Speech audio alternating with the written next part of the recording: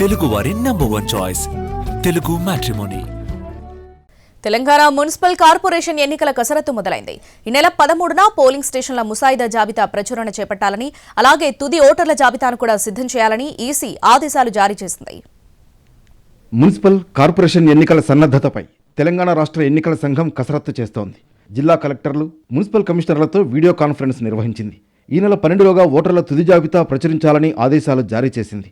అలాగే 13న టీ-పోల్ యాప్లో పోలింగ్ స్టేషన్ల ముసాయిదా జాబితా అప్లోడ్ చేయాలని స్పష్టం చేసింది. 16న పోలింగ్ స్టేషన్ల వారీగా ఫోటోలతో కూడిన తుది ఓటర్ల జాబితా ప్రచురించాలని సూచించింది.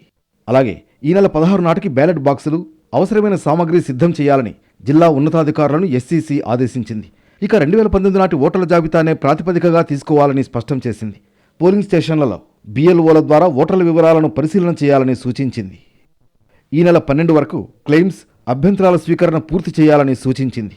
మరోవైపు ఇవాళ మధ్యాహ్నం గుర్తింపు పొందిన రాజకీయ పార్టీల నేతలతో సమావేశమై ఓటర్ల జాబితా అభ్యంతరాలను పరిగణలోకి తీసుకుని సూచనలను స్వీకరించనుంది.